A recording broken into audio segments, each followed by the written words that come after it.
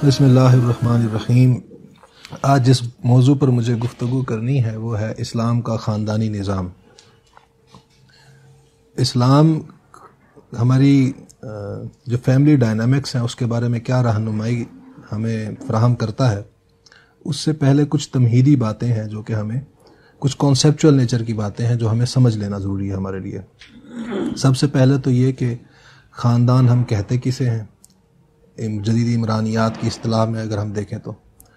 उसके बाद ख़ानदान जो है इसका माशरे से क्या ताल्लुक़ है। फिर उसके बाद हम देखेंगे कि जो ख़ानदान है इसको कौन से इंटरनल और एक्सटर्नल थ्रेट्स होती हैं जिनका के सामना होता है इस इदारे को। फिर हम आखिर में देखेंगे कि वो कौन कौन से तरीके हो सकते हैं, कि लाया अमल क्या हो सकता है जिसमें हमारी इस्लाम रहनुमाई फरमाता है कि हम इन चैलेंजेस को फेस कर सकें, काउंटर कर सकें। ख़ानदान जो है जदीद समाजियात में, इमरानियात में एक इदारे को कहते हैं जो कुछ लोगों पर मुश्तमिल होता है और उसकी दो कंडीशंस होती हैं, या एक कह लें कि ग्रोह, एक ग्रुप लोगों का जिसे सोशल रिकग्निशन हासिल हो, यानी मालूम ऐसा ग्रोह, अफराद का ऐसा मजमुआ जो मालूम हो, लोगों के इल्म में हो उसका। और दूसरी कंडीशन होती है कि उनके दरमियान इमोशनल बॉन्डिंग हो, यानी रिश्ता जो है, लगाव है आपस में, वो जज्बाती होना चाहिए। अब इस पर्सपेक्टिव में देखें तो फिर तो फैमिली बहुत ब्रॉडर टर्म है, बन जाती है। उसमें फिर बहन भाइयों का रिश्ता और जो हमारे बाकी जो रिलेटिव्स हैं, चचा फूफियाँ, ननिहाल ददिहाल, वो सारा वो बहुत ब्रॉडर हो जाता है। लेकिन हम जिस पस मंज़र में आज ख़ानदान की बात कर रहे हैं, ख़ानदानी निज़ाम की बात कर रहे हैं, वो है एक्सक्लूसिवली मियाँ बीवी और उनके बच्चे जो हैं, उनकी जो है वो एक इदारा जो हम कायम करते हैं। ख़ानदान जो है किसी भी माशरे की बुनियादी इकाई कहलाता है, बेसिक स्ट्रक्चरल यूनिट कहलाता है, यानी वो बुनियाद जिसके ऊपर माशरे की इमारत खड़ी होती है। अगर ये जो है बुनियाद अगर जो है वो खोखली हो जाए तो इमारत भी माशरे की जो है वो ढह जाती है, गिर जाती है। ये जो बुनियादी जो स्ट्रक्चरल यूनिट कहा जाता है इसको माशरे का, और भी माशरे के यूनिट्स हैं, इनको सोशियोलॉजी में इनको इंस्टीट्यूशंस कहा जाता है, सोशल इंस्टीट्यूशंस। पॉलिटिकल इंस्टीट्यूशन है, इकोनॉमिक इंस्टीट्यूशन है, इसी तरह उनमें एक एजुकेशनल इंस्टीट्यूशन है।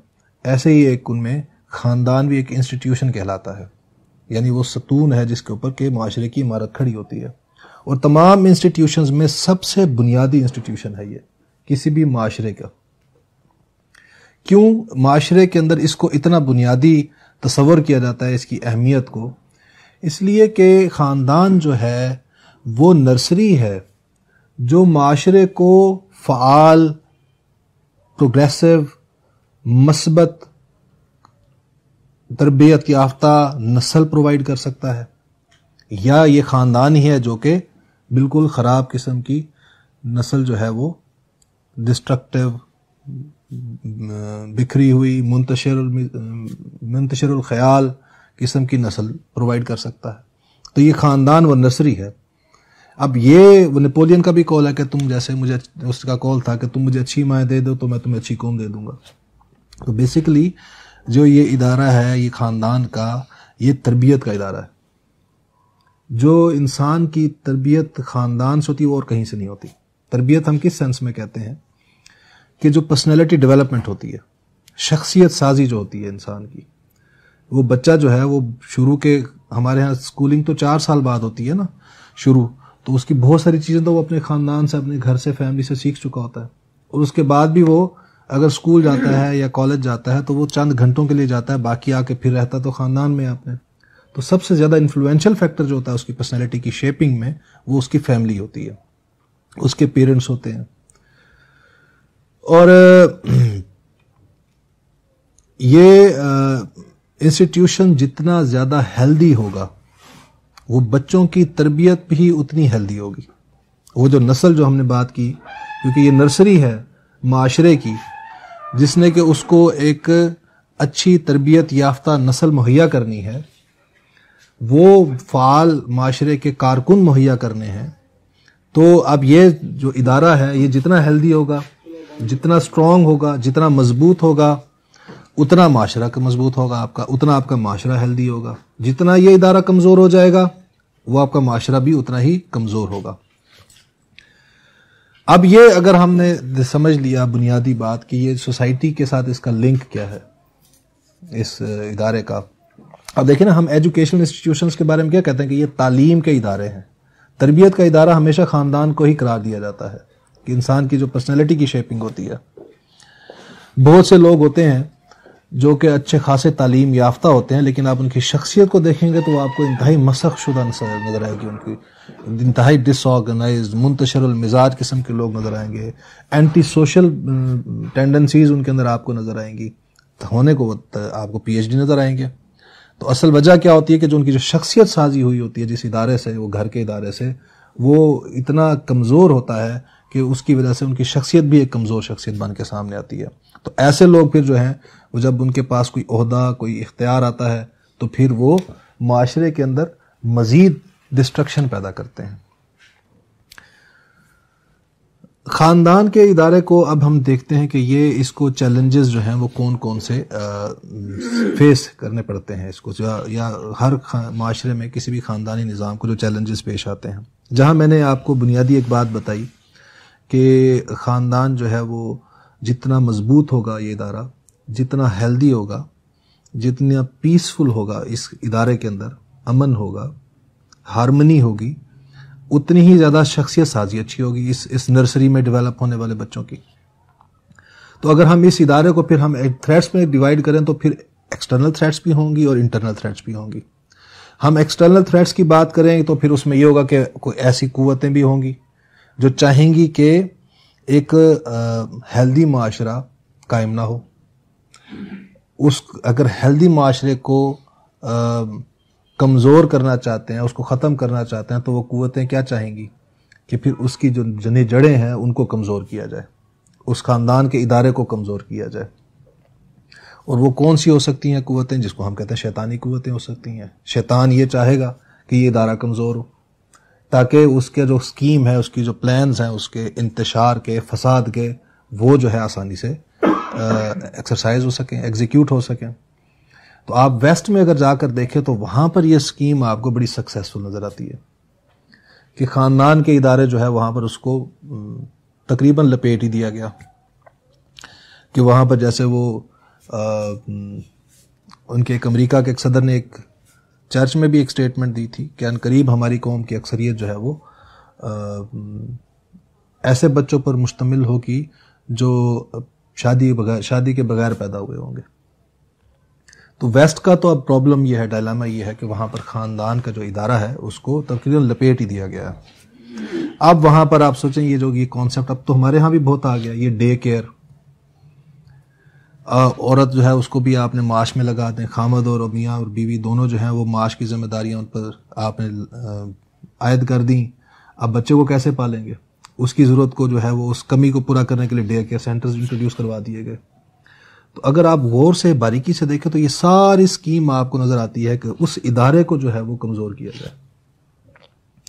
अब कोई लोग आर्ग्यूमेंट दे सकते हैं, नहीं जी वेस्ट में भी लोग शादी तो करते हैं, इवन जो शादी नहीं भी करते वो बच्चे तो पैदा करते हैं, उनको तो ओन करते हैं। सिर्फ ओनरशिप ही तो काफ़ी नहीं होती। जो लोग बच्चे वाले हैं वो समझ सकते हैं कि बच्चों में और वालदैन में सिर्फ ओनरशिप की ही एक चीज़ नहीं होती, फैक्टर नहीं होता। बॉन्डिंग के और भी बहुत सारे फैक्टर्स होते हैं। जो लव जो आप बच्चे को देते हैं, जो इमोशंस आप बच्चे के साथ शेयर करते हैं, जो इमोशंस आप उसके साथ जो आप उसके साथ शेयर करते हैं, जो आप उससे लेते हैं, इमोशंस रेसिप्रोकेट करती है ना बच्चे के साथ आपकी इमोशनल रिलेशनशिप। आप बच्चे को प्यार देते हैं तो फिर वो आपके साथ लाड करता है, प्यार करता है।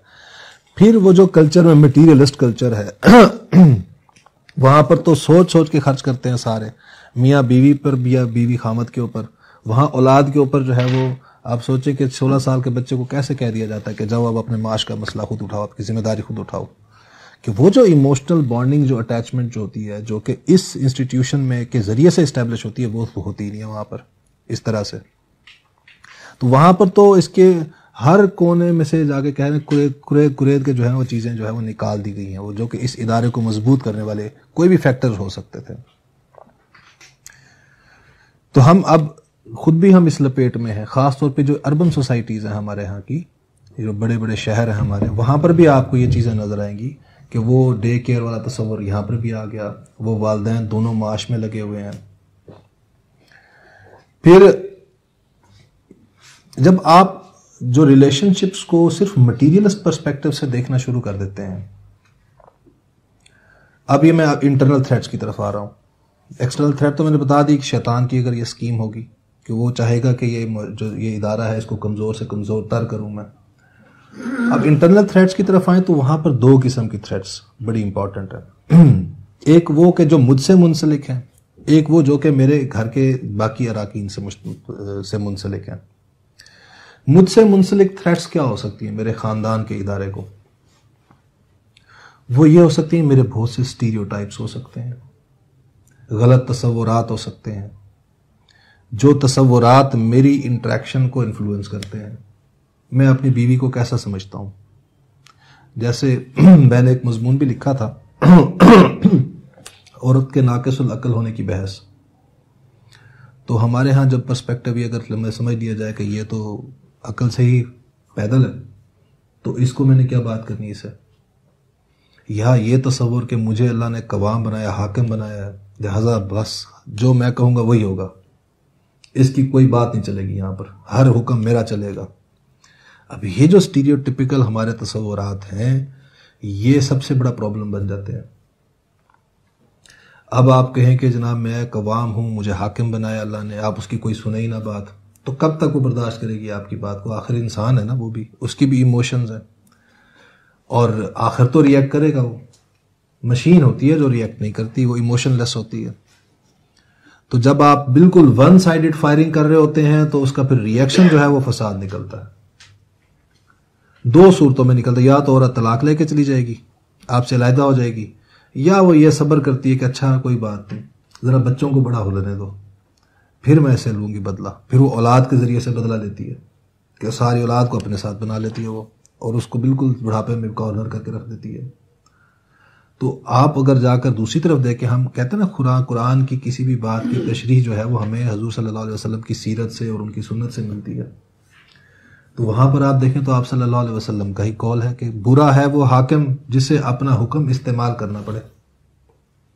यानी अब उसकी तशरीह आप करेंगे जब कवाम की, हाकिम की, तो ये तो आप मानेंगे ठीक है, ज़ाहिरी बात है कि इदारा कायम किया है, अब उस इदारे का कोई ना कोई हेड तो होगा, कोई डिसीजन मेकिंग अथॉरिटी कोई एक से एक ही होगी, लेकिन उस अथॉरिटी को भी कुछ गाइडलाइंस दी गई हैं कि इस अथॉरिटी को यूज़ कैसे करना है। फैसला करने का इख्तियार तो दे दिया गया, लेकिन ये नहीं कि ये मादर पिदर आज़ाद है ये इख्तियार, इसकी भी कोई लिमिट्स हैं, कोई बाउंड्रीज हैं, इसकी कोई प्रोटोकॉल्स हैं इसके। उसमें बताया गया कि आपको वो हाकिम, बुरा हाकिम वो है जिसको अपना हुक्म इस्तेमाल करना पड़े। क्या मतलब निकलता है इसका? कि आपको जमहूरियत पसंद होना चाहिए, घर में मशवरे से चलें सारा चीज़ों को लेकर, you have to be democratic, फैसला आप करें, लेकिन डिसीजन मेकिंग के प्रोसेस में सबको ऑन बोर्ड लें, पार्टिसिपेट करवाएं। जब आप वो सबकी पार्टिसिपेशन इंश्योर करेंगे तो फिर जो फैसला होगा वो कलेक्टिव फैसला होगा, उसको सब ऑन करेंगे। आप वन साइडेडली एक फैसला अपने तौर पे कर लेंगे तो वो ओबे तो कर लेंगे, लेकिन एक्सेप्ट कोई नहीं करेगा उसे। ये दो अलग अलग चीजें हैं, ओबीडियंस और एक्सेप्टेंस। ओबीडियंस ये है कि मान लेना, आपने बीवी को हुक्म दिया, उसने मान लिया आपका, क्या उसने कबूल भी किया उसे या नहीं किया? तो दिल से वो कबूल नहीं करते वो फैसले। वो कबूलियत तब पैदा होती है जब आप सेंस ऑफ पार्टिसिपेशन डेवलप करें उस इदारे के अंदर, उस इंस्टीट्यूशन के अंदर। खुद सोचें जरा, ये जो इदारा कायम कर रहे हैं, आप एक सोशल कॉन्ट्रैक्ट कर रहे हैं, लोग मियाँ बीवी, लोगों को गवाह बनाकर और अल्लाह को जो है हाजिर नाजिर जानकर अल्लाह से अहद बांध रहे हैं। वो एक बुनियाद रख रहे हैं एक इदारे की, तो वो दोनों मिलकर बांध रहे हैं ना। अकेले भी तो रह सकते थे। शादी जो है वो क्या है, उससे कौन सी नीड है जो ग्रेटिफाई होती है? हमारे यहां एक तस्वर तो सिर्फ ये है ना कि वो जोड़ दिया जाता है कि ये इंसान की सिर्फ जिनसी जो है वो जरूरत के लिए है, उसकी फुलफिलमेंट के लिए। जिनसी जरूरत तो इसके बगैर भी पूरी हो सकती है। तो ये बड़ा मसख शुदा तस्वर है फैमिली के इंस्टीट्यूशन के बारे में कि ये इंसान की सिर्फ सेक्सुअल नीड्स को ग्रेटिफिकेशन का एक सोर्स है। वो भी है, उसकी ग्रेटिफिकेशन भी होती है, लेकिन सिर्फ यही नहीं है, बुनियादी चीज ये नहीं है। ये इंस्टीट्यूशन की जब डायनामिक्स को समझेंगे, उसकी इंपॉर्टेंस को, सिग्निफिकेंस को समझेंगे आप सोसाइटी के पर्सपेक्टिव से, सोशल डायनामिक्स के पर्सपेक्टिव से, फिर आपको सेक्स सेकेंडरी चीज नजर आएगा, उसमें प्राइमरी चीज नजर नहीं आएगा।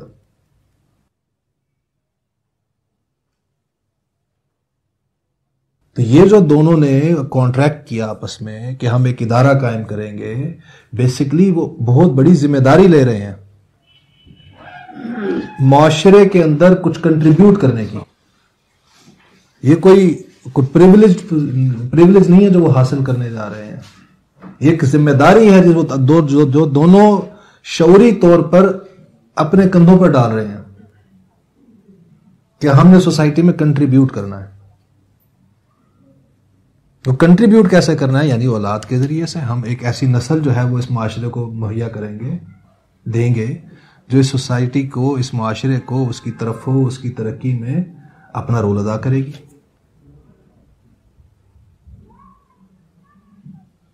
अब सोचे ना, जब मैंने बात की, जब मैंने अभी बताई कि भाई ये जो माशरा जो है, ये जो फैमिली का इंस्टीट्यूशन है, इसकी जो कंडीशंस हैं उनमें से एक ये है कि मालूम, सोशली रिकग्नाइज्ड। क्यों जरूरी है अभी सोशल रिकग्निशन? जब इसका ताल्लुक मेरी नीड से मुताल्लिक था अगर, तो फिर सोसाइटी के लिए इसमें सोसाइटी के अंदर इसका ऐलान करना की उसकी क्या जरूरत थी? अब आप सोचें जरा, अब आप अप्रिशिएट कर सकेंगे उस हदीस को जिसमें आप सल्लल्लाहु अलैहि वसल्लम ने फरमाया कि निकाह की मुनादी करो। ये कोई ऐसा अमल नहीं है जिसको छुपा छुपू के किया जाए, इसको ऐलान करो, इसका बताओ सोसाइटी को तुमने इस रिस्पॉन्सिबिलिटी को अपने कंधों पर ले लिया। अब जब आपने ये जिम्मेदारी दोनों ने ले ली है कि इदारा कायम कर लिया है, तो अब दोनों की जिम्मेदारी, जो कोशिश या एफर्ट जो है, उसका रुख जो है वो ये हो जाना चाहिए कि हमने इस इंस्टीट्यूशन को इंटैक्ट रखना है, इसको तरक्की देनी है, इसको मजबूत बनाना है। जब आपने इदारा कायम किया हो, पार्टनरशिप हो आपकी, तो अगर कोई एक पार्टनर कहीं पर कोई कमी बेशी कर रहा हो तो दूसरा पार्टनर क्या करता है? वो भी बैठ जाता है, कभी ये नहीं कर रहा काम तो मैं क्यों करूं। दूसरे पार्टनर को पता होता है कि ये इसके, अगर मैंने भी इसका रवैया, जैसा रवैया इख्तियार किया, तो दोनों डूबेंगे, इसका सरमाया भी डूबेगा, मेरा सरमाया भी डूबेगा। तो वो क्या करता है? अपनी एफर्ट बढ़ाता है, कंपनसेट करता है उसकी कमी को। ये नहीं कहता कि टिट फॉर टैट, ये करेगा तो मैं करूंगा, ये नहीं करेगा तो मैं भी नहीं करूंगा। आपको अपना अपना रोल प्ले करना है। जिम्मेदारी क्या है? ये इदारे को जो है वो इंटैक्ट रखना है, इसको मजबूत करना है, इसको तरक्की देनी है। और तो अब जब अप्रोच आपकी ये होगी तो कभी भी कोई गिला शिकवा करता हुआ नजर नहीं आएगा बीवी खामद से कि ये अपना काम इसने नहीं किया तो मैं क्यों करूं, इसने मेरे हकूक पूरे नहीं किए तो मैं इसके क्यों करूं मानूं। या खामद ये कहता हुआ नजर नहीं आएगा फिर आपको कि इसने मेरे फलां हकूक पूरे नहीं किए तो मैं इसकी क्यों करूं। जब एक उस कॉन्ट्रैक्ट को आप मटीरियलिस्ट कॉन्ट्रैक्ट बना दे तो फिर तो ये मसले होते हैं, ये गिव एंड टेक है, ये मेरी जरूरियात पूरी करेगा तो मैं करूंगी इसकी। दोनों एक दूसरे के साथ यही गिले शिकवे करेंगे फिर बाद में। लेकिन जब आप इसको दूसरे पर्सपेक्टिव से लेंगे कि आपने एक जिम्मेदारी है, माशरती जिम्मेदारी है, जो कि आपने अपने कंधों पे खुद अपने अपने शऊर को इस्तेमाल करते हुए आपने लिया वो, तो अब आप उसको ओन भी करेंगे, उस इंस्टीट्यूट को किसी भी किस्म का कोई नुकसान पहुंचने से बचाने की कोशिश करेंगे उसे। तो अब अगर ये जब मेरे लिए इंपॉर्टेंट है कि इस फैमिली के इदारे को मैंने अपने सस्टेन करना है, इसको बचाना है, तो मैं अपनी जन्नत भी झांकूंगा। कोई मेरे तसव्वुरात गलत अगर कोई गुज़न पहुंचा रहे होंगे उस इदारे को, तो मैं अपने आप को करेक्ट करने की कोशिश करूंगा। तो मैंने आपको एक दो मिसालें दी कि जैसे मैंने वो नाक़िसुल अक़ल होने वाली मिसाल दी मैंने आपको, हालांकि वो हर चीज़ को उसके कॉन्टेक्स्ट में देखना चाहिए हमें। हदीस है, ठीक है हदीस है, लेकिन ज़रा उसके कॉन्टेक्स्ट को भी तो देखें ना। भी एक बात हो रही होती है, किसी पस मंज़र में हो रही होती है वो बात, वो जनरलाइज्ड नहीं होती। एक सिचुएशन पैदा हुई है, उस सिचुएशन में किसी ने कुछ एक्ट किया, तो उसके रिएक्शन में कहा कि इस पर्सपेक्टिव में भी ये नाक़िसुल अक़ल है, उसको जनरलाइज कर देना जो है वो तो नहीं था वहां पर। अगर जनरलाइज्ड बात होती तो फिर तो उसका बार बार इआदा किया जाता, लोगों को पब्लिकली बताया जाता, किसी सिचुएशन के रिएक्शन में ना कहा जाता।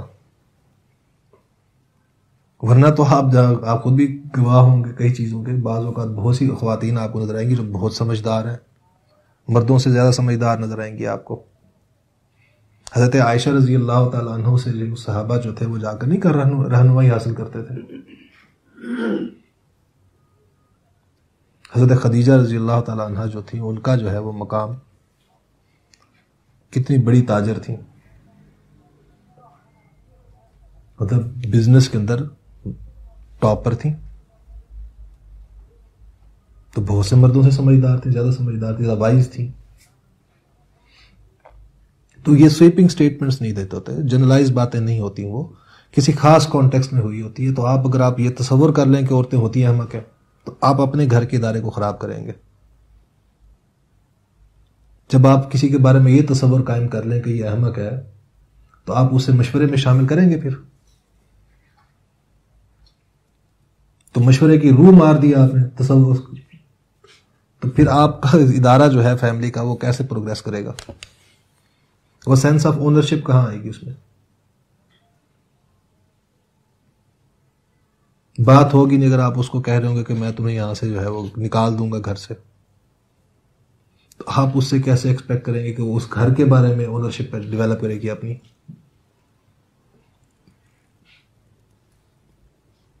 तो ये मतलब तसव्वुरात जो है, नेगेटिव तसव्वुरात जो है, ये इनको बचाएं अपने आप को इन चीज़ों से, इन स्टीरियोटाइप्स से अपने आप को, इनको जनरलाइज ना करें। उनको उसका भी उतना ही हक है इस इदारे के अंदर जितना क्या आपका है। दोनों ये पार्टनरशिप है बेसिकली। डिसीजन मेकिंग किसी एक के पास आई है, लेकिन उस डिसीजन मेकर को भी कह दिया गया है ये कि तुमने डिसीजन मेकिंग जो करनी है वो मशवरे से करनी है, वन साइडेडली नहीं करनी तुमने उसे। यानी डिसेंट्रलाइज्ड सिस्टम होना चाहिए आपके इस इदारे में, मशवरे से चलें आप। फिर दूसरी जो थ्रेट्स का पर्सपेक्टिव है, यानी मेरे जो पार्टनर है, मेरे बीवी हैं, मेरे बच्चे हैं, उनको दो किस्म के चैलेंजेस फेस करने पड़ रहे होते हैं। या मेरी बीवी है तो उनके लिए, उसके लिए मेरे बच्चे और मैं। तो इनको मतलब जो पार्टनर है आपके उस इंस्टीट्यूशन के अंदर, दूसरे स्टेक होल्डर्स हैं, उनको दो किस्म के चैलेंजेस फेस करने पड़ रहे होते हैं। एक होते हैं एक्सटर्नल, एक होते हैं इंटरनल। एक्सटर्नल ये है कि अपने माहौल में अगर वो कुछ देख रहे हैं जो दूसरों के पास है, अब वो उनके अंदर एहसास महरूमी पैदा हो सकता है, वो आपको इन्फ्लुएंस कर सकते हैं, वो आप पर प्रेशर बिल्ड कर सकते हैं, हमें भी ये चीज ला कर दो। आप ईमानदारी जो है वो उस पर चलना चाहते हैं, तो उसके अंदर तो वो सारी लग्जरीज नहीं आ सकती लाइफ की। तो अब अगर वो अपने माहौल से असर लेकर आपको फोर्स करते हैं, पुश करते हैं कि हमें ये चीजें ला कर दो, तो आपको ट्रैक से हटा सकते हैं ना। माहौल घर का खराब होगा, आपका टेंशन पैदा होगी, कॉन्फ्लिक्ट्स क्रिएट होंगे। और दूसरा जो चैलेंज हो, वो जो इंटरनल है, वो है आपका रिएक्शन। आप जिस तरह से डील कर रहे हैं उनको, उसके जैसे मैंने पहले कहा कि वन साइडेडली डिसीजन मेकिंग कर रहे हैं आप, तो एक वक्त उसके अंदर रिएक्शन आएगा। वो इमीडिएट भी हो सकता है, वो डिलेड भी हो सकता है। जैसे मैंने कहा कि वो बाज़ औक़ात औरतें जो है वो सब्र कर लेती हैं कि ठीक है मैं इससे बदला बाद में लूंगी, तो रिएक्शन उसका सामना करना पड़ता है आपको। या आपके सामने जो है वो आप अगर कह फोर्स करते हैं, प्रेशराइज करते हैं, ये काम नहीं होना चाहिए, वो आपके सामने तो जो है वो नहीं करेंगे। जब आप घर में नहीं होंगे तो वो काम सारे होंगे।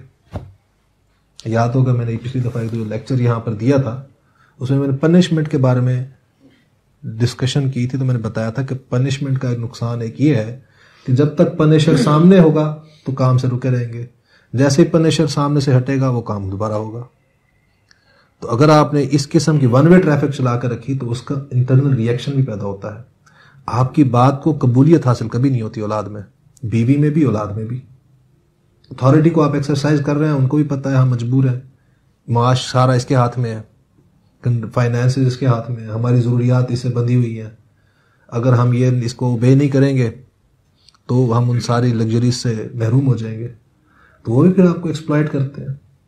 आप अपनी अथॉरिटी को एक्सप्लॉइट कर रहे हैं, वो आपको और तरह से एक्सप्लॉइट करते हैं। फिर आपकी मौजूदगी में बहुत अच्छे नजर आएंगे आपको। मैं एक गवाह हूं एक चीज का। मुल्तान में एक बहुत बड़े आलम दीन थे, मशहूर आलम दीन थे, एक मकतबा फिक्र के। तो उनके बच्चे जो है वो मेरे चचा के घर पढ़ने आते थे। अब वो बड़े पर्देदार, उनकी बेटियां भी, उनके बीवी भी।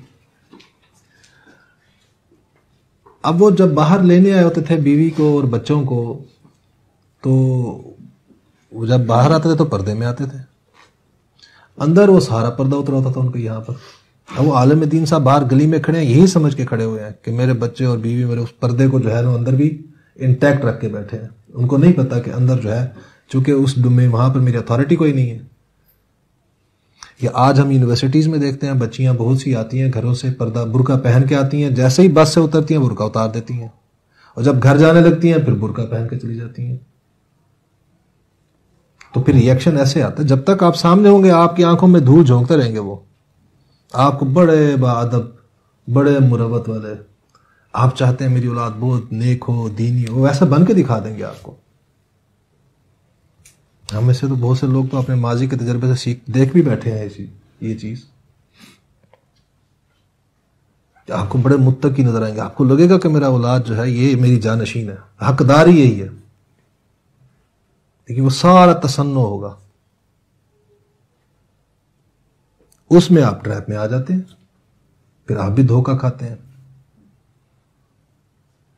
तो इस चैलेंज को भी फेस करना होता है आपने, इसको भी काउंटर करना है कि आपने ऐसा रवैया इख्तियार नहीं करना घर में जिसमें कि दूसरा ऑन बोर्ड ना हो, जिससे वो रिएक्शन का शिकार हो जाए। उसका तरीका जो है वो क्या हो सकता है कि आप सेंस ऑफ पार्टिसिपेशन दें सबको, डिसीजन मेकिंग में इन्वॉल्व करें, और नेगेटिव साइड है ना जो लाइफ की, उसको इग्नोर करें, उस पर ज्यादा तवज्जो मत दें। पॉजिटिव साइकोलॉजी पूरी अब एक फील्ड है हमारी, जिसकी अप्रोच क्या है, वो ये कहते हैं कि आप किसी शख्स की खामियों को क्यों गौर करते हैं, उसके ऊपर जो उसकी शख्सियत के मस्बत पहलू हैं आप उसको फोकस करें, उसको अप्रिशिएट करें, उसको एनकरेज करें। वो जो मस्बत पहलू है उसकी शख्सियत का वो फैलता जाएगा, फैलता जाएगा, फैलता जाएगा, और उसका जो मनफी पहलू है वो खुद सुकड़ता जाएगा। तो यही काम आप घर में करें, मनफी चीजों को इग्नोर करें, दरगुजर करें उससे। जरूरी नहीं है कि आप हर चीज को पकड़ के बैठ जाइए, कैसे होना चाहिए, ऐसा होना चाहिए, ऐसा होना चाहिए।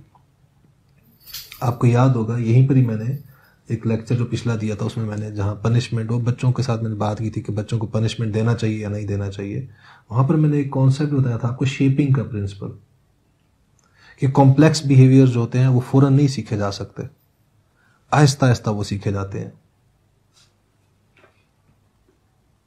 मसलन आप किसी को कहते हैं कि अच्छा इंसान बन जाओ, ये बड़ा मुश्किल काम है, ये कॉम्प्लेक्स बिहेवियर है ये। मतलब इस अच्छा इंसान में बहुत सारी चीज़ें हैं। आपको उसका मतलब है उसे झूठा नहीं होना चाहिए, इसका मतलब उसे धोखेबाज नहीं होना चाहिए, इसका मतलब उसे इंसानी हमदर्दी उसके अंदर होनी चाहिए, इसका मतलब है उसकी अल्लाह ताला से बहुत अच्छा ताल्लुक़ हो उसका, इसका मतलब है उसके अंदर अल्लाह का खौफ भी हो, इसका मतलब है उसके अंदर हकूकुल इबाद का भी कोई खौफ हो कि यार मुझसे पूछ गछ होनी है इसके बारे में। कितनी सारी चीज़ें हैं जो कि उसके अंदर होनी चाहिए अच्छा इंसान बनने के लिए। जबकि अगर आप किसी को कहेंगे भाई नमाज पढ़ा करो, अब ये सिंपल सा एक बिहेवियर है, ये कॉम्प्लेक्स बिहेवियर नहीं है। तो कॉम्प्लेक्स बिहेवियर जब आपने सिखाने हैं किसी को, तो फिर आप आहिस्ता आहिस्ता यानी उस अच्छा इंसान बनने के लिए उसकी तरफ बढ़ने वाला हर कदम उस पर उसको अप्रिशिएट करें, एनकरेज करें। वो नमाज नहीं पढ़ता था तो उसने एक नमाज पढ़ी है तो आप अप्रिशिएट करें, बजाय इसके कि आप उसको 4 नमाजें ना पढ़ने पर डिस्करेज करें, आप उसको क्रिटिसाइज करें। उसने अगर आज एक दफ़ा सच बोल दिया है तो आप उसको अप्रिशिएट करें, ये ना कहें कि तूने 9 झूठ भी तो बोले हैं। तो आहिस्ता आहिस्ता वो एक सच 2 होंगे, 3 होंगे, 4 होंगे, और फिर आहिस्ता आहिस्ता वो आपके वो जो गोल है अल्टीमेट उस तक पहुंच जाएगा। वो ये जरा डिलेड होता है प्रोसेस, स्विफ्ट नहीं होता, जल्दी नहीं होता, सब्र करना पड़ता है इसके लिए। तो इसी तरह घर के इदारे में भी अब सोचे जब शादी हुई है आपकी, मतलब हम कम से कम लगा ले एवरेज हमारे यहाँ तो 21-22-23 साल की उम्र में, इससे जल्दी तो हमारे यहाँ नहीं होती, लेट ही होती हैं शादियाँ। हम 22-23 साल का अगर कर लें कि इस उम्र में शादी होती है लड़के की और लड़की की, तो उनकी पूरी एक शख्सियत डेवलप हुई होती है। लड़का एक एनवायरनमेंट में रहा है, बिल्कुल डिफरेंट एनवायरनमेंट था उसका उस लड़की के घर वालों से। अब उसकी एक शख्सियत परवान चढ़ी है अपने माहौल में, अब लड़की है उसकी एक अलग माहौल में शख्सियत परवान चढ़ी है, अब वो एक माहौल छोड़कर दूसरे माहौल में आ रही है, शख्सियत तो उसकी डेवलप हो चुकी है ना। अब एक नए माहौल के मुताबिक अपने आप को उसने चेंज करना है, सोशलाइज करना है, अडेप्ट करना है, तो ये रातों रात तो नहीं हो सकता। जहां 22-23 साल उसको लगे हैं जो शख्सियत डेवलप होने में, उसको थोड़ा सा तो टाइम देना आप कि वो नई जो है एनवायरनमेंट के साथ अपने आप को सोशलाइज कर सके। सोशलाइजेशन का जहां तक ताल्लुक है, तो एक बात याद रखिएगा कि जहां सिंगल अथॉरिटी होगी, सोशलाइजेशन सबसे ज्यादा इफेक्टिव वहां होती है, फास्ट भी होती है और इफेक्टिव भी। सोशलाइजेशन का मतलब होता है माहौल के मुताबिक ढालना अपने आप को, अडेप्ट करना। हमारे यहां जो ये कल्चर है जॉइंट फैमिली सिस्टम का, ये सोशलाइजेशन के प्रोसेस में सबसे बड़ी रुकावट ये है। ये इंतहाई गैर माकूल और गैर फितरी निजाम है जॉइंट फैमिली सिस्टम का। वो बद्दी जो घर छोड़कर आई है, मेरे अकद में आई है, मुझे कवाम मान के आई है, हाकिम मुझे माना है, अर्रिजाल कवामून अलन निसा, हाकिम अल्लाह ने मुझे बनाया उसको, वो यही मान कर आई है मेरे घर में। यहां आके उसे पता लगता है यहां तो 3 हाकिम और भी हैं जो कि उस अहदनामे में शामिल नहीं थे। अब वो अगर मेरी बात मानती है तो पता लगता है सास नाराज हो रही है, वो सास की मानती है पता लगता है ससुर नाराज हो रहे हैं, वो उनकी बात मानी पता लगा नंद नाराज हो रही है। कोई सिंगल अथॉरिटी है ही नहीं। उसने अपने आप को ढालना है अगर, तो किसके मुताबिक ढाले अपने आप को?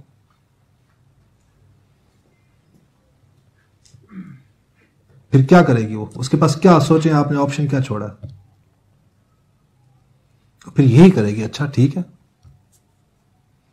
तो ये मेरे साथ ऐसे कर रहे हैं तो फिर मैं इनको बताती हूँ, फिर सारों को राजी करेगी।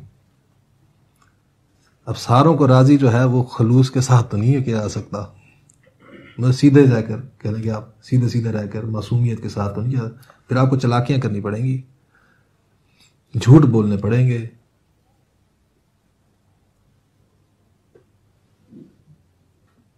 अब जब आपने ये काम शुरू कर दिया घर के अंदर, तो फिर आपने घर जो है उसके इदारे को हेल्दी कहाँ रखा? वो औरत जो है अब जब बच्चों की तरबियत करेगी, क्या तरबियत करेगी? आपने उसको जो सोशलाइजेशन करवानी थी वो आपने ये कराई है जॉइंट फैमिली में।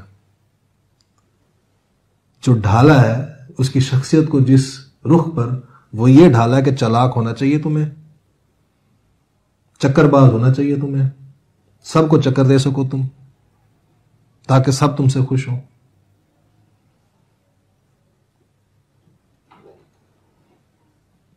अब ये खामद जो है इस मामले इस घर में कैसे दावा कर सकता है कि मुझे अल्लाह ने हाकिम बनाया? ये तो मुजरिम है सबसे बड़ा।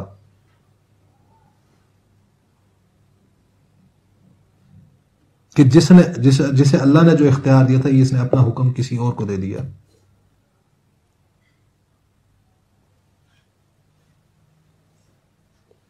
तो जो न्यूक्लियर फैमिली सिस्टम है वो इस्लाम के भी ऐन मुताबिक है, फितरत के भी ऐन मुताबिक है, इंतहा सबसे माकूलियत के करीबी वही है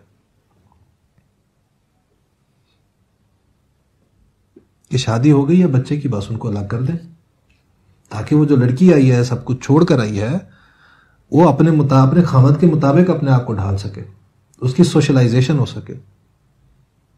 और सोशलाइजेशन सिर्फ लड़की की नहीं होती, लड़के की भी होती है। उसने भी अपने आप को बहुत कुछ मॉडिफाई करना होता है। उसने मुकम्मल फितरत कभी भी नहीं बदलती किसी की। तो शादी में आकर तो कॉम्प्रोमाइजेस होते हैं, वो दोनों तरफ से होते हैं। जॉइंट फैमिली सिस्टम में ये स्पेस मिलता ही नहीं है, ना लड़की को मिलता है ना लड़के को मिलता है। दोनों लगे होते हैं इसी चीज में कि ऐसा हमने इस तरीके से हैंडल करना है कि अम्मी भी नाराज ना हो, अब्बू भी नाराज ना हो, घर वालों को कुछ पता ना चले हमने ये काम किया। वो बाहर घूम के आए होंगे तो वो भी कहीं झूठ बोल बू के बहाने बनू के वो घूमने के लिए जाएंगे बाहर। तो उनको सोशलाइज एक दूसरे के मुताबिक अपने आप को ढालने का, अपनी विल को एक्सरसाइज करने का मौका ही नहीं मिलता।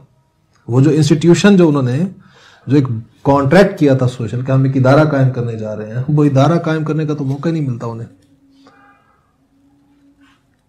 उसकी सैराबी का क्या मौका मिला उन्हें? बच्चे हैं तो वो फिर कोई और ही पाल रहा है, कहीं और वो जॉइंट फैमिली में रह रहे हैं तो वह बाकी भी हैं, आपके बहन भाई रह रहे हैं, उनके बच्चे भी हैं। तो अब आपके बच्चे जो हैं वो एनवायरनमेंट से बाकियों से भी तो इन्फ्लुएंस ले रहे हैं ना। तो सिंगल आपका जो इन्फ्लुएंस था वो कहां रह गया? मुकम्मल इन्फ्लुएंस बच्चे की पर्सनैलिटी की शेपिंग में। आप जिस रुख पर ले जाना चाह रहे थे बच्चों को ले जा ही नहीं सकेंगे आप। तो अगर आप चाहते हैं कि आप अपने बच्चों को जो है वो एक रुख पर लेकर जाएं तो उसके लिए फिर न्यूक्लियर फैमिली सिस्टम लेकर आना पड़ेगा, आपको अडॉप्ट करना पड़ेगा।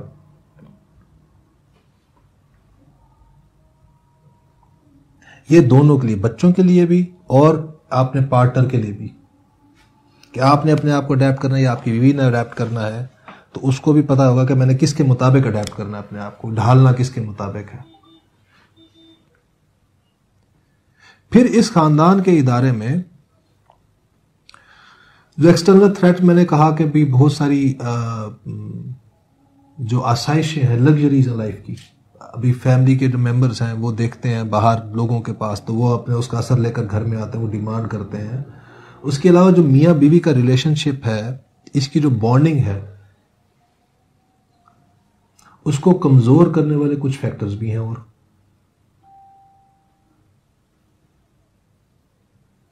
मैं जो है वो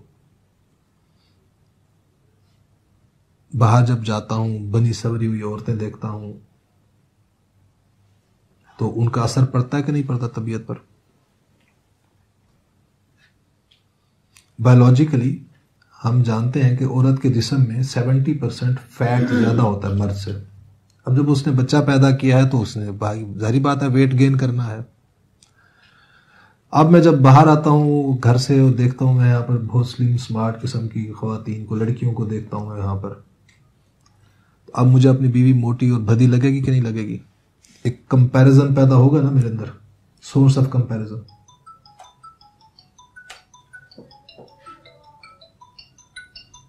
ये जो हम जो जेंडर सेग्रीगेशन की बात करते हैं, इस्लाम जेंडर सेग्रीगेशन की बात करता है इसलिए कि जनाब पर्दे की बात करता है तो इंसान अपनी जो जिन्स की जो मुहर्रिक है उसको कंट्रोल में रख सके। इंतहाई नामाकूल दलील है ये, इस्तदलाल है ये।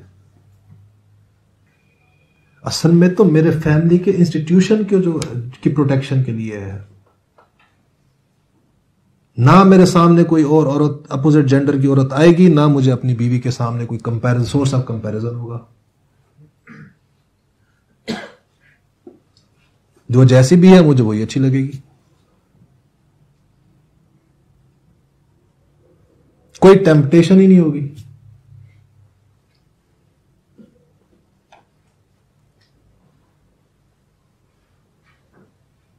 तो इसका एक ये भी इस्लाम जिस माशरे की बुनियाद डालता है उसमें जेंडर सेग्रीगेशन को भी इंश्योर करता है कि मर्दों और औरतों का इख्तलात ना हो आपस में। मिक्स्ड सोसाइटी नहीं होनी चाहिए। उसकी वजह सिर्फ यह है कि ताकि फैमिली के इंस्टीट्यूशन को स्ट्रांग किया जाए, इसको दरपेश चैलेंजेस में एक चैलेंज की कमी की जाए, इसको जितना मजबूत किया जा सके किया जाए। अगर इनको इग्नोर करेंगे इन चैलेंजेस को आप, तो फैमिली में कॉन्फ्लिक्ट्स क्रिएट होंगे। जब फैमिली में कॉन्फ्लिक्ट्स क्रिएट होते हैं तो आप सब समझते होंगे, हम अच्छे एक्सपीरियंसेस से गुजरते हैं, सिवाय यहां एक दो नौजवानों के जो अभी शादी के बंधन में नहीं बंधे, कि जब घर में अगर सुकून ना हो तो आप बाहर भी सुकून में नहीं होते। वर्क फैमिली कॉन्फ्लिक्ट जो है वो पूरा एक कॉन्सेप्ट है जिसके ऊपर बहुत रिसर्चेज हो रही हैं कि इसको किस तरह से कंट्रोल किया जाए, मैनेज किया जाए, कि इंसान जो है वो अपने घर से जो उसके कॉन्फ्लिक्ट क्रिएट होते हैं वो उसके वर्क एनवायरनमेंट को इन्फ्लुएंस कर रहे होते हैं, और उसके वर्क एनवायरनमेंट में जो कॉन्फ्लिक्ट क्रिएट होते हैं वो उसके घर के एनवायरनमेंट को इन्फ्लुएंस कर रहे होते हैं। ये बैलेंस कैसे किया जाए, हार्मनी कैसे लाई जाए।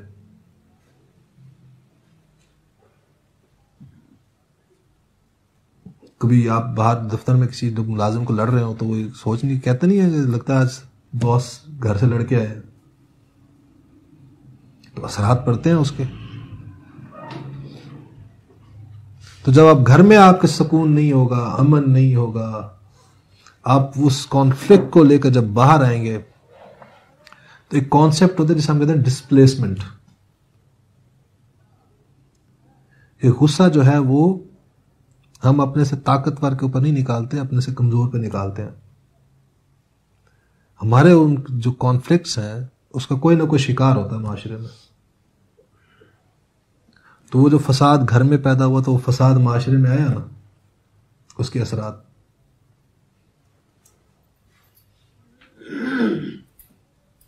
तो एक तो तरबियत के मामले में मैंने कहा कि हार्मनी बड़ी इंपॉर्टेंट है इस इंस्टीट्यूशन के अंदर, कि औलाद की तरबियत अगर आप चाहते हैं सही रुख पर हो तो आपके घर में हारमोनियस एनवायरनमेंट होना चाहिए, कॉन्फ्लिक्ट्स नहीं होने चाहिए।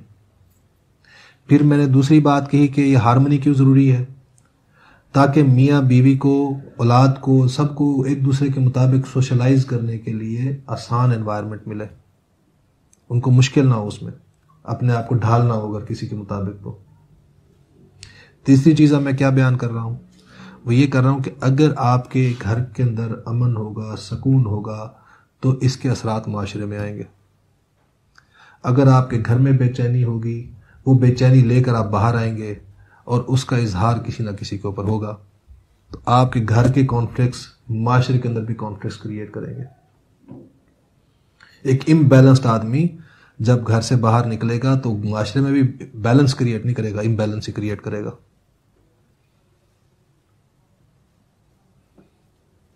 अब इसमें आप देखें कि जो मैंने सारी बातें कही हैं, इसका अगर बहुत ही कॉम्प्रिहेंसिव वे में हम देखें कुरान से हमें क्या रहनुमाई मिलती है, तो बड़ी ही प्यारी आयत है सूरह तगाबन की, जिसमें कि कहने की कुंजी बयान कर दी गई एक छोटी सी आयत में कि ये घर के अंदर हारमोनियस एनवायरनमेंट आपने कैसे इस्टेब्लिश कर सकते हैं। एक मैंने आपको बताई पॉजिटिव साइड, कि आप सेंस ऑफ पार्टिसिपेशन डेवलप करें, ऑन बोर्ड लें, उनको मशवरे में शामिल करें, स्टीरियोटाइप्स को अपने झटक दें, मनफी जो बातें हैं आपके जहन में अपोजिट जेंडर्स के बारे में, औरतों के मर्दों के बारे में, मर्दों के औरतों के बारे में जो स्टीरियोटाइप्स हैं, गलत तस्वुरात, वो झटक दें, आप रियलिस्टिक हो जाएं। हम भी परफेक्ट नहीं है, परफेक्ट कोई भी नहीं है। मासूम मिनल खता सिर्फ रसूल होते हैं, नबी होते हैं। तो हम में से कोई भी दावेदार नहीं, हम भी नाकिस हैं, हमारे साथ जो पार्टनर्स हमारे वो भी नाकिस हैं। उनमें अगर कोई ऐब है तो किसी दूसरी किस्म का ऐब हमें भी मौजूद है। तो हमने उनके ऐबों को ढांपना है, उन्होंने हमारे ऐबों को ढांपना है, कॉम्प्लीमेंट करना है एक दूसरे को। वो हमारी कमी को पूरा करेंगे, हम उनकी कमी को पूरा करेंगे, एक दूसरे की डेफिशिएंसीज को पूरा करेंगे। ये पॉजिटिव साइड है। दूसरी नेगेटिव साइड जो मैंने तो आपको जो बताया जिसके बारे में, वो ये था कि आप इग्नोर करें चीज़ों को, ज़्यादा उसको नेगेटिव साइड को जो बिहेवियर्स होते हैं ना उनको ऊपर अपनी फोकस ना करके बैठ जाएं आप। ये जो नेगेटिव साइड के बारे में है, यहाँ पर सूरह तगाबुन के अंदर अल्लाह ताला ने रहनुमाई फरमाई है वहाँ पर कि अगर ये करोगे तो तुम्हारे घर में एक हार्मोनियस एनवायरनमेंट पैदा होगा। एक कह लें इससे कंफर्ट जोन डेवलप होता है पार्टनर्स के दरमियान, मियाँ बीवी के दरमियान, औलाद और वालदैन के दरमियान। फरमाया या अय्युहल्लज़ीना आमनू इन्ना मिन अज़वाजिकुम व औलादिकुम अदुव्वल लकुम फहज़रूहु। ऐ ईमान वालो, तुम्हारे अज़वाज यानी तुम्हारे ज़ौज और तुम्हारी औलाद में बाज़ तुम्हारे दुश्मन है। सारे नहीं कह स्टेटमेंट जो है कि स्वीपिंग स्टेटमेंट नहीं दे सकते कि सारे दुश्मन है, इनमें कुछ दुश्मन है। अब यहां पर ज़ौज का लफ्ज आया। तराजम जब आप देखेंगे तो आपको एक मसला नजर आएगा। लिखने वाले चूंकि मर्द हजरात हैं तो जहां पर भी कुरान मजीद में ज़ौज का लफ्ज नजर आएगा नीचे तर्जुमा नजर आएगा बीवी। हालांकि ज़ौज दोनों होते हैं, बीवी के लिए खामद और खामद के लिए बीवी। अब जो मैंने कहा ना कि स्टीरियोटाइप्स हमारे डेवलप हो जाते हैं, वो गलत तस्वुरात के बारे में डेवलप हो जाते हैं, वो इस तरह से होते हैं कि हमारे जो बायसेस हैं वो सारा कुछ उलट पुलट करके रख देते हैं। अब जब आप ये तस्वर कर लें, ये आयत का तर्जुमा पढ़ें, जब आप तराजम को पढ़ेंगे तो वहां से तो आप ये देखेंगे तुम्हारी औलाद और तुम्हारी बीवियों में दुश्मन। अल्लाह ने कहा था ना, बीवियों को जाके सुना सुना के ताने मारेंगे कि अल्लाह ने कहा है। हाँ, अल्लाह ने ये नहीं कहा, अल्लाह ने तो ज़ौज का लफ्ज इस्तेमाल किया है, उसने तो दोनों को कहा है, वार्न किया है। दूसरा रुख क्या है कि आप अपने आप को बिल्कुल समझ लेंगे कि एग्जेम्प्टेड है, ये जो हुक्म आ रहा है ये मेरे लिए तो नहीं है, ये उसके लिए है हुक्म। अब ये इम्बैलेंस क्रिएट हो गया। हालांकि आपको दोनों को कहा जा रहा था भाई तुम दोनों ने ये काम करना है।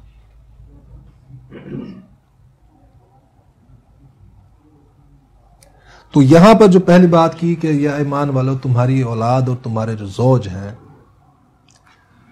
इनमें तुम्हारे लिए बाज हैं जो ऐसे जो कि दुश्मन है तुम्हारे।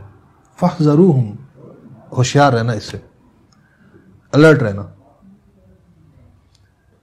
ये अलर्ट रहना किस सेंस में है, वार्निंग दी जा रही है कि इंसान को अपनी औलाद से, अपनी जो ज़ौज है उससे मोहब्बत तो होती है, फितरी बात है। मैंने कहा था ना फैमिली की जो प्री रेक्विजिट्स दो मैंने बताए, एक तो सोशल रिकग्निशन था, दूसरा मैंने कहा इमोशनल बॉन्डिंग होनी चाहिए उनमें फैमिली मेंबर्स के दरमियान। तो इमोशनल अटैचमेंट तो होती है इंसान को। अब ये जो जज्बात हैं ये इंसान को गलत रुख पे भी डाल सकते हैं। जैसे कि एक हदीस में आप सल्लल्लाहु अलैहि वसल्लम ने फरमाया कि मोहब्बत की ज्यादती इंसान को अंधा कर देती है। अब मोहब्बत में जो है वो बेलगाम हो गए हैं तो फिर जो मर्जी करेंगे आप। तो वहां पर ये एक लगाम डाली गई है कि देखो ये अंधी मोहब्बत नहीं होनी चाहिए तुम्हारी इनके साथ। इसमें बाज ऐसे होंगे तुम्हारी बीवियां और बाज तुम्हारी औलाद भी ऐसी पैदा हो सकती है जो तुम्हें गलत ट्रैक से हटा सकती है, या उनकी मोहब्बत जो है वो तुम्हारे अंदर इतनी रासिख हो जाएगी, इतनी ज्यादा हो जाएगी, अफजल हो जाएगी कि तुम अल्लाह और उसके रसूल के अहकामात को जो है वो पसे पुश्त डाल दोगे। जैसे कि हदीस में आप सल्लल्लाहु अलैहि वसल्लम ने फरमाया कितना नादान है वो शख्स जो दूसरों की दुनिया संवारते संवारते अपनी आकबत ना बर्बाद कर बैठे। दूसरों की दुनिया संवार है। अब ये वार्निंग देने के बाद, अलर्ट करने के बाद कि मोहतात रहना, होशियार रहना है, तो इसका मतलब ये नहीं ले लेना साथ ही जो उसको बैलेंस किया अल्लाह ताला ने कि ये ना कर लेना कि अब तुम अच्छा ये मेरे दुश्मन है इनमें तो फिर तुम जो है वो हर वक्त जो है वो डंडा उठा खड़े हो जाओ, इन्हें माफ करो।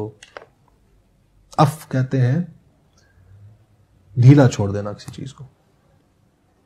वो मैंने शेपिंग की बात की थी ना, जो प्रिंसिपल कि कॉम्प्लेक्स बिहेवियर जब सिखाने हो तो ये रातों रात नहीं होते, इसके लिए वक्त दरकार होता है। तो ढील दें, ठीक होने में वक्त लगेगा चीजों को। माफ करो, कोई गलती हो रही है किसी से तो उसको पकड़ ना लो, उसको जा सकूं फौरन ही। ये दोनों को हो रहा है, बीवी को भी कि तुम कीड़े मत निकालो, उससे गलती हो गई है, कोई उसने गलती को रिकॉग्नाइज कर लिया है। माफी तो तब मिलती है ना, कोई माफी मांगे तो मान लिया, अगर किसी ने अपनी गलती रिकॉग्नाइज कर ली है तो बस फिर माफ करो, तुम उसे ढील दो, उसे उसको ठीक होने का मौका। उसने रिकॉग्नाइज, जो गलती मान रहा है इसका मतलब वो रिकॉग्नाइज कर रहा है कि उससे ये खता हुई है, वो उसको ठीक भी करेगा। एक वो है जो कि खता समझ नहीं रहा अपनी, अब आप उसको क्या माफ करेंगे? तो ये ढील दो, इसको माफ करो, इनको एक दूसरे को माफ करो। तस्फाहू, और दरगुजर करो, चश्म पोशी इख्तियार करो। ये नहीं कि तुम माइक्रोस्कोप लगा के बैठ गए हो एक दूसरे के कीड़े निकालने के लिए, नोट करने के लिए कि इसमें मैं ये खामी देखूंगा, ये देखूंगा, वो देखूंगा। तुम अगर देख भी रहे हो ना कुछ गलत हो रहा तो चश्म पोशी इख्तियार करो। शर्म का पर्दा रहने दो। अगर किसी को बता दिया आपने तो उसको शर्म तो खत्म कर दिया आपने, झिझक तो खत्म कर दी उसकी। चश्म पोशी इख्तियार करो। अगर कोई शर्म का पर्दा किसी के तुम्हारे दरमियान है, औलाद है, तुम्हारी बीवी है या तुम्हारा खामद है, तुम्हारा आपस में उससे कोई झिझक है दूसरे की, कोई शर्म का पर्दा है, तो उसको कायम रखो। और तीसरी चीज जो है वह तगफिरू, और बख्श दो दूसरे को। जब आप बख्श देते हैं किसी को तो क्या करते हैं आप? उसके बख्श दिया, मैंने उसके ऐप क्या उठा लेना बदबयान करने किसी के सामने। जब अल्लाह भी बख्श देगा तो वो सारे ऐप ढांप देगा ना हमारे। तो ढांपो, ऐप ढांपो एक दूसरे के। ये नहीं कि उसका चर्चा करते फिरो। बड़ा मशहूर वाक़या एक सहाबी का आपने सुना होगा ना, वो कि उनका जो है वो मामला जो है मियाँ बीवी का ख़राब हो गया, ताल्लुकात आपस में। तो वो मामला हज़ूर सल्लल्लाहु अलैहि वसल्लम के पास आ गया। तो अब दूसरे सहाबा को जो है वो क्यूरियोसिटी हुई कि भाई इससे पूछें हम क्या मसला है तुम्हारी बीवी के साथ, तुम्हारा जो है वो सेपरेशन की तरफ जा रहे हो। उन्होंने नहीं यार अभी वो मेरे निकाह में है तो मैं उसके ऐप नहीं उछाल सकता, बाद में सेपरेशन होगी। तो फिर साहबा आए, भाई अब तो सेपरेशन हो गई, अब बता दो क्या मसला था उसके अंदर। उन्होंने कहा अब वो मेरे निकाह में रही नहीं, अब गैर होगी, अब मैं उसकी क्या जिक्र करूं उसके ऐबों का। तो ये होता है ढांपना, लोगों में बैठ के चर्चा नहीं करने दूसरे के, बुराइयां ना करें आप बैठ के दूसरे की। ये दोनों के लिए रहनुमाई है, बीवी के लिए भी, मर्द के लिए भी। ये सबसे ज्यादा जो चीज पाई जाती है, ये बुराई जो है वो खवातीन में पाई जाती है, क्योंकि इमोशंस अल्लाह ने खवातीन में ज्यादा रखी हैं।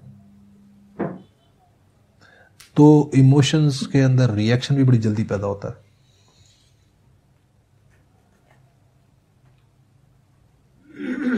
तो ये उनको तो बहुत ज्यादा एहतियात करनी चाहिए इस आयत की रहनुमाई में, करनी दोनों को। ये नहीं कि मर्द भी कम होते हैं, मर्द भी करते हैं ये चीज़ कि वो अपनी बीवियां हैं उनके जो ऐब उछालते हैं, और इवन औलाद के भी, क्योंकि ये तो पूरी फैमिली के लिए गाइडलाइंस है। क्योंकि यहाँ पर क्या है, तुम्हारे जोज और तुम्हारी औलाद में तो ये आजमाइश है, सबको एक दूसरे को ढांपना चाहिए। उसमें ज्यादा वल्नरेबल खवातीन है उनके अंदर के वो ये वीकनेस उनके अंदर ज्यादा डोमिनेंट होती है कि वो एक दूसरे में बैठती हैं जब तो वो ज्यादा खामलों की बुराइयां करती हैं, ऐब बयान करती हैं एक दूसरे के साथ। तो ये नहीं करना चाहिए, ढांप पे एक दूसरे को। अल्लाह ताला ने लिबास बनाया दोनों को एक दूसरे का। और ये नहीं कि हम मशीनें, इंसान हैं, हम सब इंसान हैं। ये नहीं कि हमारा कोई बटन है कि ये बटन दबाएंगे तो हमारा खास किस्म के पैटर्न पे हम चलने लग जाएंगे, और वो ऑफ करेंगे तो फिर हम वो वाला बिहेवियर हमारा बंद हो जाएगा। हम इमोशनल बीइंग्स हैं। बाज़ों का सिचुएशंस ऐसी एब्रप्ट पैदा हो जाती हैं कि हम रिएक्शन में जो है वो बड़ा इनअप्रोप्रिएटली रिस्पॉन्ड कर देते हैं, बड़ा गलत अंदाज में हमारा रिएक्शन आ जाता है। उसी के लिए कहा गया शुरू में कि वो माफ़ करने वाली बात कि माफ़ी मांग लो, गलती मान लो अपनी। अगर गलती हो गई है, तुमने कोई काम गलत कर दिया है तो उसको रियलाइज़ कर लिया है तो माफ़ी मांग लो अपने पार्टनर से। अड़े ना रहो उसके ऊपर, उसको रैशनलाइज ना करो, उसको जस्टिफाई ना करो कि तुमने ये किया था तो मैंने ये किया था। उससे उसका पूछा जाना है, तुमसे तुम्हारा पूछा जाना है। यानी शुरू में जैसे कहा कि ये इदारा जो है दोनों ने अपने शौरी फैसले से कायम किया। इदारा तबाह होगा तो दोनों की वजह से ही होगा। अगर एक कोई कमी छोड़ रहा है तो दूसरे को उसे कंपनसेट करना होगा। ये जॉइंट वेंचर है, ये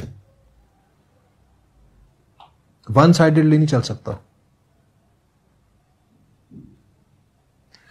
तो ये थोड़ी सी मारूजात थी जो कि मैंने आज कोशिश की कि आपके सामने बयान करूं।